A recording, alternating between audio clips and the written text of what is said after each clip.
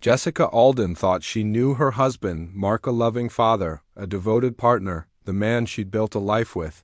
But when she found a chilling handwritten note in her 9-year-old daughter Lily's backpack, everything unraveled. That single message would lead Jessica to uncover a horrifying truth, destroy her picture-perfect family, and vanish into the shadows, leaving behind fire, death, and a trail of secrets no one saw coming. Jessica Alden's mornings began like clockwork. The scent of brewing coffee drifted through her kitchen as she packed Lily S. and Grace S. lunchboxes with care, tucking handwritten notes into each one. Her world revolved around her daughters. She was the kind of mother other women admired: attentive, organized, patient. The kind of wife who baked pies on weekends and remembered every anniversary. From the outside, Jessica's life looked untouched by chaos, the epitome of suburban peace. Neighbors waved when she passed by, and the teachers at Willow Creek Elementary often praised her involvement in PTA meetings and school events. Mark Alden, her husband, was well-liked too. He worked long hours as a structural engineer, always dressed in buttoned shirts and a ready smile. He'd known Jessica since college, and they seemed to outsiders like a couple carved from a storybook. Their home on Shady Elm Drive was modest but cozy, framed by flower beds and a white fence Jessica painted herself. But perfection can be a clever disguise, and Jessica had started to feel the edges fray long before anyone noticed.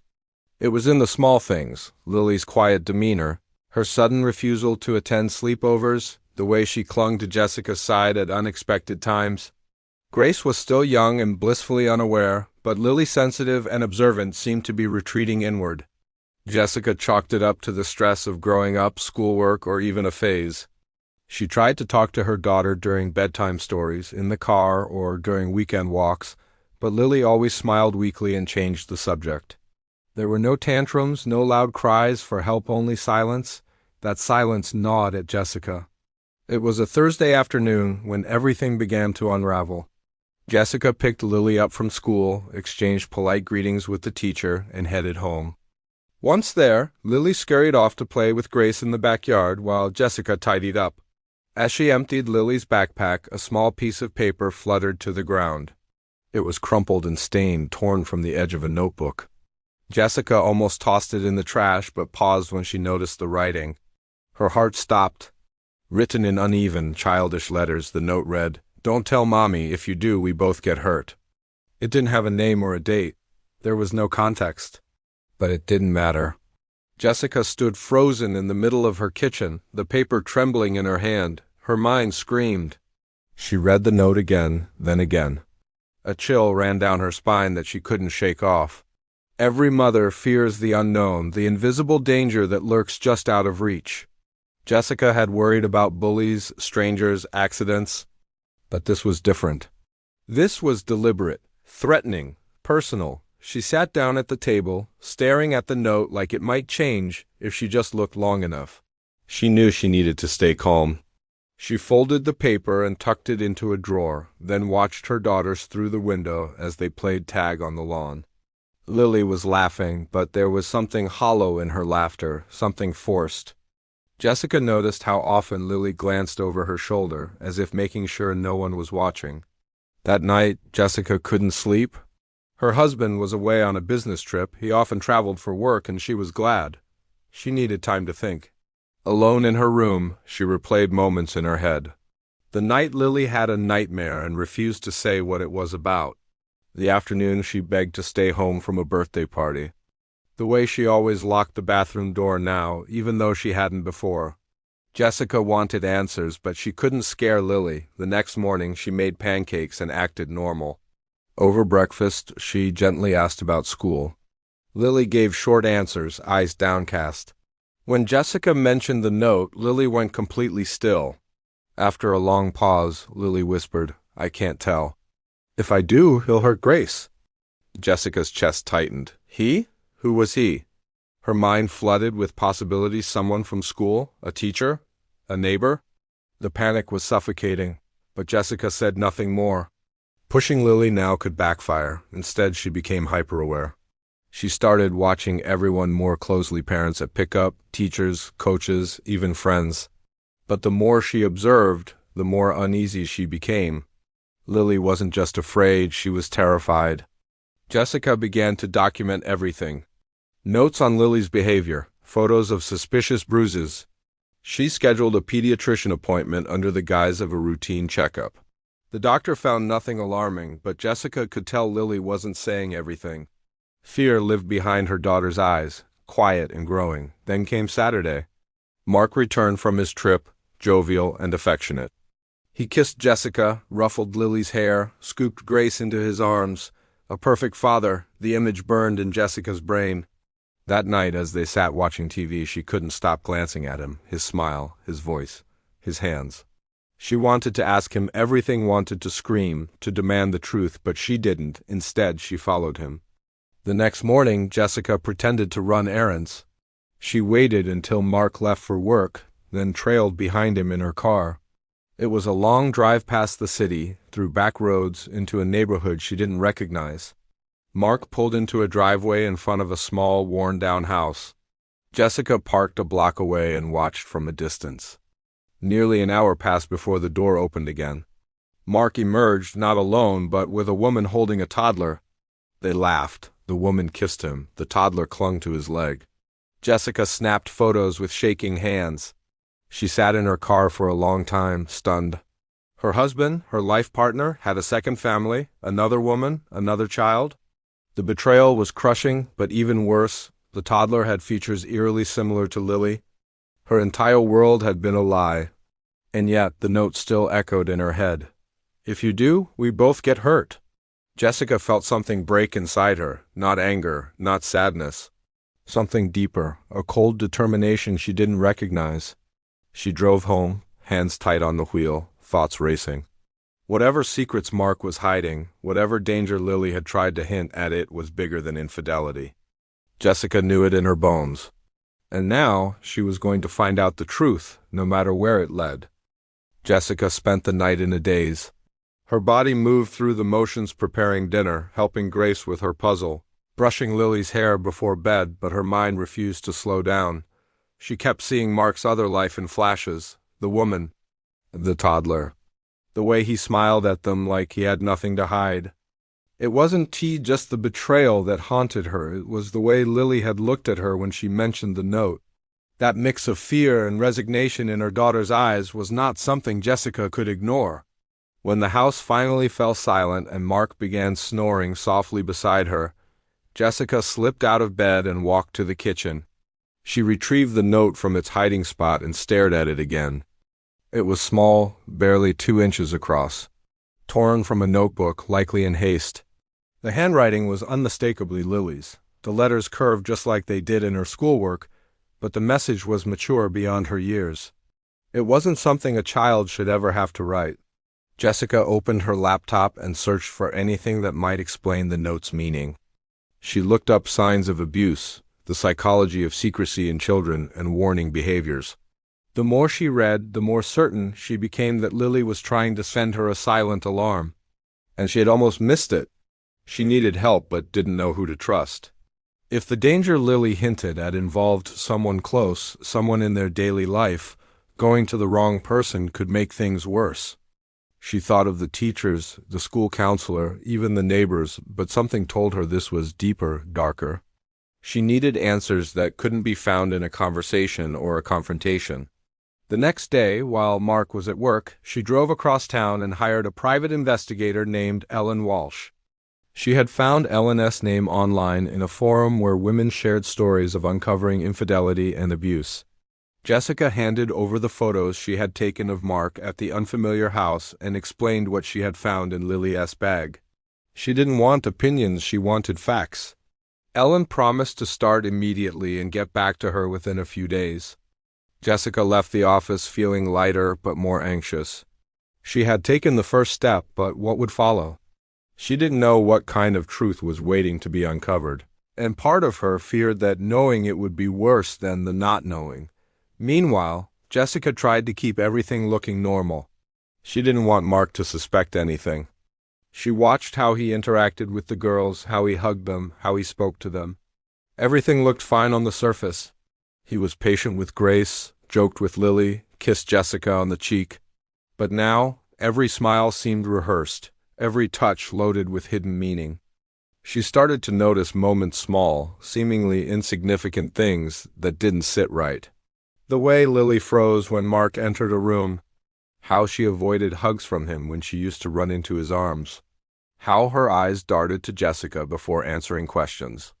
There were no bruises, no screams, no outward signs of trauma, but Jessica trusted her instincts and they were screaming that something wasn't right. Then Ellen called. The investigator had followed Mark for 3 days and confirmed that he visited the same house each time. The woman he was seeing was named Dana Harper, a former co-worker who now worked at a local veterinary clinic. The child, a 2-year-old boy named Noah, had Mark's last name on his birth certificate. That fact alone knocked the air out of Jessica's lungs. Mark had fathered a child with another woman while married, while raising Lily and Grace, while smiling at Jessica across the dinner table, but there was more. Ellen uncovered a sealed court file from 8 years ago in Ohio, just before Mark moved to Michigan. It had taken some digging, but the file detailed an investigation into allegations of inappropriate behavior involving a minor. The charges had been dropped after the family moved out of state and refused to testify. The case never made the news. There was no public record, but it existed. Jessica couldn't breathe. She asked Ellen to email her everything and hung up the phone with trembling hands. The man she had trusted for over a decade had a past she never knew existed. And now she was certain that her daughter's fear wasn't a coincidence, it was a warning. That evening, she barely spoke. Mark noticed her quietness and asked if everything was okay. Jessica forced a smile, saying she was tired. Inside, she was screaming. Every time he touched one of the girls, her stomach twisted. She couldn't sleep. She lay awake, her heart racing, as her mind spiraled through every moment of the last 9 years, replaying every interaction between Mark and Lily. The next morning, Jessica packed the girls into the car and drove them to her mother's house an hour away. She said it was for a surprise visit. Her mother, unaware of the turmoil, welcomed them with warm hugs and homemade cookies. Jessica stayed only long enough to settle the girls and then drove back alone. She told Mark the girls were spending the weekend with their grandmother and that she was going to use the quiet time to catch up on cleaning and rest. But she had no plans to rest. Jessica opened a new notebook and began writing everything down: the note, the photos, the timeline, the court file, Lily's behavior, her own suspicions. She compiled it like a case file, methodically, page by page. She didn't know what she was going to do with it yet, but she wanted to have a record, something undeniable. She sat at the kitchen table long into the night, staring at a photograph of their family from last summer. They were all smiling on the beach, arms wrapped around each other. But now all Jessica could see was a man with secrets, a mother who had missed the signs, and a little girl who had tried to ask for help in the only way she knew how. Jessica knew she was reaching the edge of something irreversible. The trust in her marriage was already gone. The image of her family was shattered. But the danger hadn't passed. It was still there, silent and waiting. And she wasn't going to wait any longer. Jessica woke up the next morning with a weight in her chest that refused to lift. The house was quiet, unusually so without the girls. She sat in the living room sipping coffee, the silence surrounding her like a storm just beyond the window. She hadn't heard from Mark since dropping off Lily and Grace at her mother's house, and she was thankful for the pause and pretending everything was normal, pretending she wasn't falling apart inside. The notebook she had begun was now filled with names, dates, observations. She had printed out the photographs Ellen sent her, added screenshots of text messages, copies of Mark's business trips that aligned suspiciously with visits to Dana Harper's address. There were too many coincidences to dismiss. The more she documented, the more she saw a disturbing pattern. Mark had carefully crafted 2 lives, one of stability, the other of secrecy. And in the center of all of it was her daughter, afraid and unheard. She thought about going to the police, but doubt lingered. Would they take a mother's instincts seriously? Would the old sealed case be enough to open an investigation, or would it take another tragedy to get their attention? Jessica had already tried subtle inquiries, and they led nowhere. There were no physical signs, no confessions, only a terrified little girl and a silent cry for help. She called Ellen again, asking her to dig deeper into the sealed court file and anything else related to Mark's past. Within hours, Ellen sent over scanned pages of a school report from Ohio. A teacher had flagged Mark's inappropriate closeness with a student he mentored. The student was 7. The report was buried, marked unsubstantiated, and later dismissed when the family moved, but Jessica read between the lines. The teacher had done her job. The system hadn't. Later that afternoon, Jessica opened Mark's office drawer while he was gone. She knew his passwords, remembered them from years of helping him with tax forms. She searched his emails, bank statements, call logs. One email stopped her cold. It was sent to Dana only 3 weeks earlier. It read, "She's getting suspicious. I think Lily saw something. We have to be careful." The sentence shattered whatever hope Jessica still clung to. Lily had seen something. Something that scared her enough to write that note. Jessica stared at the screen, stunned. Mark was worried not about her finding out but about Lily. What had she seen? What had she overheard? That night, Jessica sat in the dark, staring at the family portrait above the fireplace. It had been taken just last Christmas. Mark stood behind the girls, arms wrapped around them. His smile was wide, convincing, but now Jessica only saw the lie.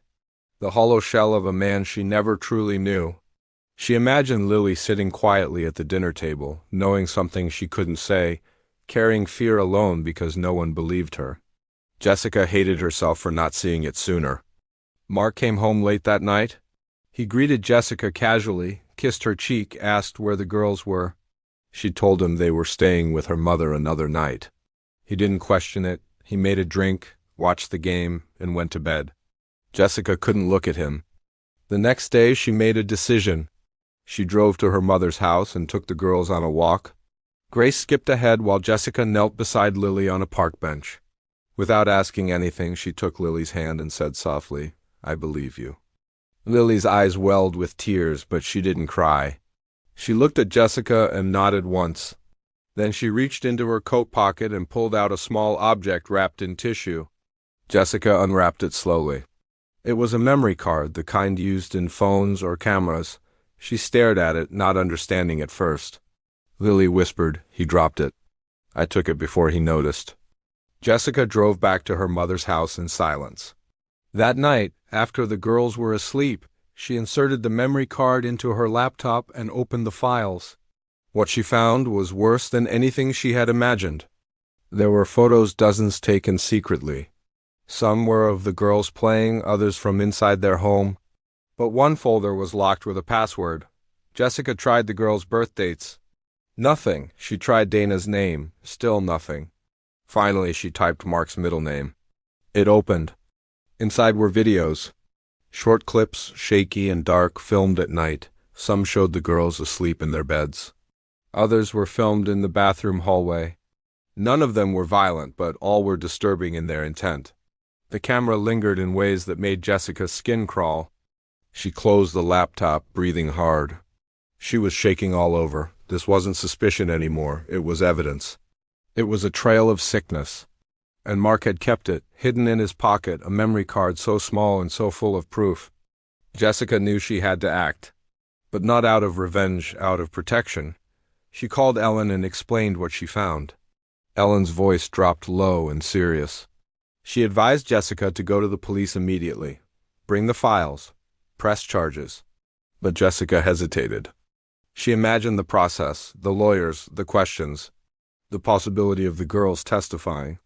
She imagined Lily being forced to relive what she already tried to bury. Jessica wasn't afraid of court, she was afraid of what it would do to her children. The system had already failed once. What if it failed again? She hung up and sat in the dark. The weight of truth was suffocating.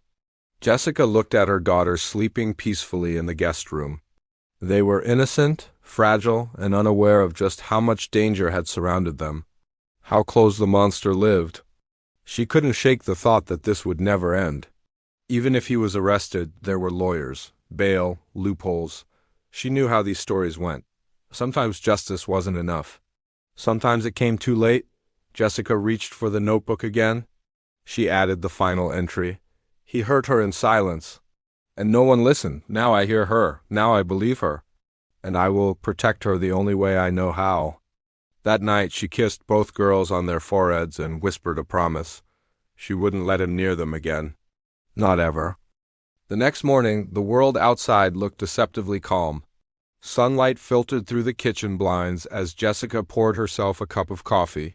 Birds chirped, the neighbor's sprinkler clicked rhythmically, and in that moment everything looked like it always had. But inside Jessica, everything had shifted. Her heart beat slower now, not with panic, but with clarity. There was no more questioning, no more guessing.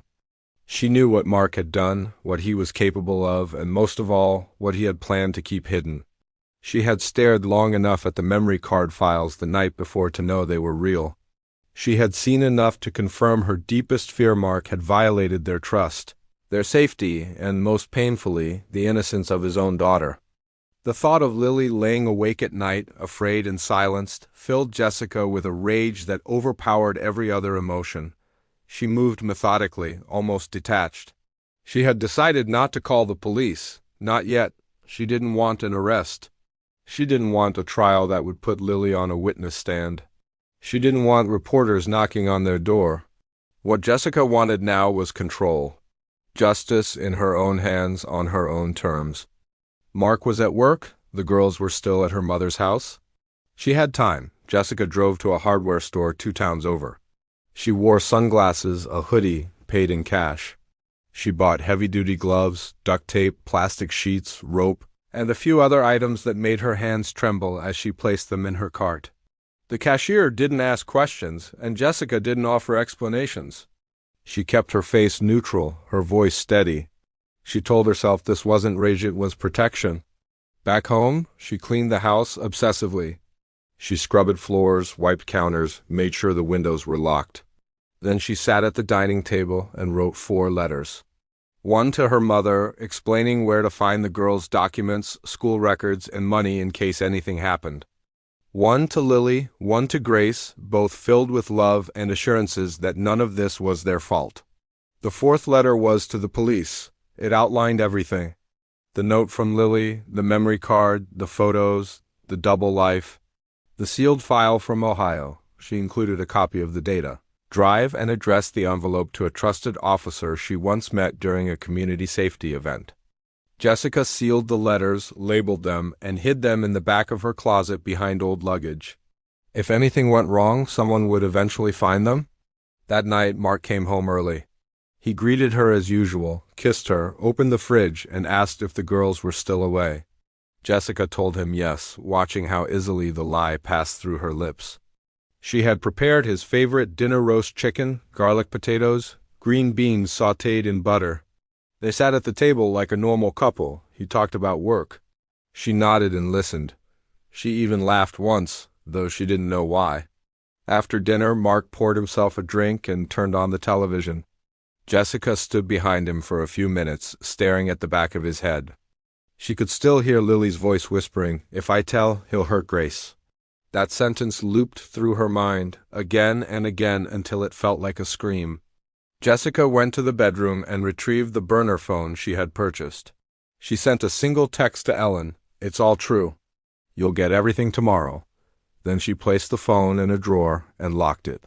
She had one final thing to do. In the middle of the night, Jessica got out of bed quietly and walked to the garage. She brought in the items from the trunk of her car. She moved silently, almost mechanically, placing everything just where she needed it. There was no hesitation now. The Jessica from before, the mother who smiled at school assemblies, the wife who waited up with warm dinners, was gone. What remained was someone new. Someone forged in fire, grief, and a mother's fury. The following morning, she told Mark they needed a weekend getaway, just the 2 of them. A break from the routine. She suggested the lake house, the one they rarely used anymore, nestled between trees and away from neighbors. Mark seemed pleasantly surprised, even flattered. He agreed without question. They left by noon. Jessica packed a bag for herself, one for him. The drive was quiet, scenic, winding through green hills and forgotten back roads. Mark talked about renovations they could do on the house, maybe turning it into a rental. Jessica nodded, her fingers clenched tightly around the steering wheel. When they arrived, the house smelled of wood and dust. Jessica opened the windows, let the air in, and started preparing lunch. She made drinks, first his favorite whiskey mixed with sweet tea. She crushed sleeping pills into his glass when he wasn't looking, watching as the powder dissolved without a trace. Mark drank slowly, unaware. They sat outside on the porch overlooking the lake. He talked about the water, about taking the girls fishing someday. Jessica barely heard him. Her mind was elsewhere, on the memory card hidden in her purse, the letters locked away at home, the look in Lily's eyes that night when she finally knew her mother believed her. Within an hour, Mark's speech slurred. He rubbed his eyes, tried to stand, but stumbled. Jessica caught him gently and helped him inside. He asked what was happening. She said he was tired, just tired. She laid him on the bed, placed a pillow under his head, and watched as he drifted into unconsciousness. Then she moved. She covered the floor with plastic, tied his hands with rope, and secured him to the bed frame. She worked quickly, quietly, never looking away from his face. When everything was in place, she sat beside him and waited. Eventually he stirred.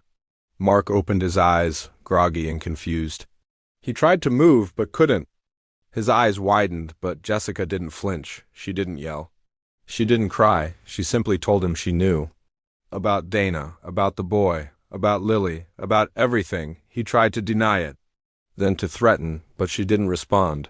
She had said what she needed to say. She had given him more dignity than he deserved. Jessica stood, walked to the fireplace, and lit the match. The flame caught quickly. The house, built decades ago, had dry walls and wooden beams that crackled like old bones. She walked out the front door without looking back. The fire spread faster than she expected. As she stood at the edge of the driveway, smoke billowing behind her, she heard no screams, no movement. Just the sound of her own breath and the steady rhythm of her heart. She got into the car and drove away. Not fast, not frantic, just far. The lake house burned for hours. Fire crews arrived too late to save anything.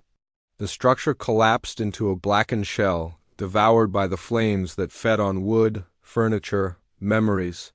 From the outside it looked like a tragic accident, an old house, a faulty wire, an unfortunate fire with no survivors. But inside the wreckage lay a different story, one not written in smoke or ash, but in secrets, lies, and a mother's final choice.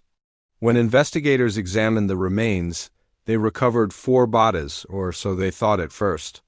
A neighbor had reported seeing smoke after dusk, but by the time anyone reached the property, the fire had consumed nearly everything. The initial assumption was a family getaway turned deadly. Perhaps a carbon monoxide leak or a forgotten candle. Mark Alden and his wife, Jessica, presumed dead. Their daughters likely with them. It wasn't until 3 days later that the truth began to surface. Jessica had planned everything with precision. Hours before setting the fire, she mailed an envelope to the local police department. Inside was a full dossier, the photographs, the sealed court record, the memory card, and a handwritten letter that unraveled the story from beginning to end. She had documented everything with obsessive care, names, dates, patterns of behavior, the note from Lily, the abuse silently endured. She left nothing out. But the most shocking detail was at the very end of the letter. The girls were alive. Safe. Far away from the flames that took their father. The envelope arrived at the police station just as the forensics team began reviewing the fire scene. Jessica had placed it in the mail the morning of the fire, knowing exactly how long it would take to arrive. She didn't want her daughters to be part of the wreckage. She wanted them untouched, protected, and free from the shadow Mark had cast over their lives. Law enforcement scrambled to confirm the girls' whereabouts. They found them at Jessica's mother's house, healthy, unharmed, and unaware of what had happened. Lily didn't ask about her father. Grace only wondered when they would go home. The officers didn't offer answers, only reassurances. A social worker was assigned to the family. The girls remained in their grandmother's care. The forensic report from the fire revealed a chilling discovery. Only 1 adult male body was found. The other charred remains were animal bones placed deliberately, dressed in children's clothes. Jessica had created the illusion of a full family death, knowing it would buy her time and silence. She had taken the girls out of the equation before striking the match. But Jessica herself was missing. Her body was not among the dead. It didn't take long for speculation to explode. News outlets caught wind of the story and ran with it. Mother fakes death after killing husband, where is Jessica Alden? The headlines painted her as both a hero and a criminal. Some called her a mother avenger, others a murderer in hiding. Public opinion was torn down the middle. The police had enough evidence to issue a warrant, but no location. Jessica had vanished. The trail ended the moment she left the burning house. Security cameras showed her car heading east, then disappearing into rural backroads. She hadn't used her phone, any cards, or checked in anywhere under her name. Weeks passed. Then months. Meanwhile, the contents of the memory card triggered a broader investigation. Mark's double life unraveled in public view. His hidden visits to Dana Harper, the child he had fathered, the sealed case in Ohio, everything became part of a national conversation. Parents at Lily's school came forward with uneasy memories, small moments that now seemed to carry a different weight. The police reopened old files. Jessica's letter ignited a deeper review of past failures in the child protection system. Still, no one could find her. Back at her mother's home, Lily began to speak. Slowly, carefully, the trauma didn't vanish, but the fear lifted. She started drawing again, something she had stopped doing for months. Grace, too young to understand the details, only missed her mom. But Lily knew. She remembered the way Jessica whispered, "I believe you," how tightly she had held her before that last goodbye. Eventually, investigators confirmed what they had long suspected. Jessica had staged her own death and disappeared. But where she had gone remained a mystery. Rumors swirled: Canada, Mexico, a new identity in a quiet town far from where she started. She had resources, intelligence, and above all, motive. The public fascination didn't fade. Documentaries, podcasts, and online forums dissected every detail. People debated whether she deserved punishment or praise. Was she a villain or a protector, a murderer or a survivor? 1 year later, on the anniversary of the fire, a small package arrived at the police station. No return address? Inside was a USB drive containing a single video file. In it, Jessica sat in a plain room, her hair shorter, her face thinner but calm. The video lasted just under 2 minutes. She didn't reveal where she was. She didn't apologize. She only spoke once. "I did what I had to do. No one listened when my daughter cried for help. No one protected her. So I did. I won't ask for forgiveness. I won't come back. But now, my girls can sleep at night without fear? That's all that matters." The screen went black. The file was analyzed. The audio had been scrubbed of background noise, the metadata erased. Experts confirmed it was recent but couldn't pinpoint a location. She had outmaneuvered the system again. Despite the outstanding warrant, efforts to locate her eventually slowed. Law enforcement quietly acknowledged what many already accepted. Jessica Alden was gone. Not in a grave, not behind bars, but somewhere far beyond their reach. In the years that followed, Lily thrived. She continued therapy, excelled in school, and found her voice again. Grace grew up knowing only that their father died in a fire, and their mother had saved them from something unspoken. Jessica's mother raised them with quiet strength, never confirming the full truth, but never denying it either. Sometimes, on holidays or birthdays, a small envelope would appear in the mailbox. No name, no return address. Inside would be a letter in Jessica's handwriting, addressed to Lily and Grace, full of warmth and encouragement. She never signed them. But Lily always knew. And every time she read one, she whispered the same words her mother once said to her, "I believe you."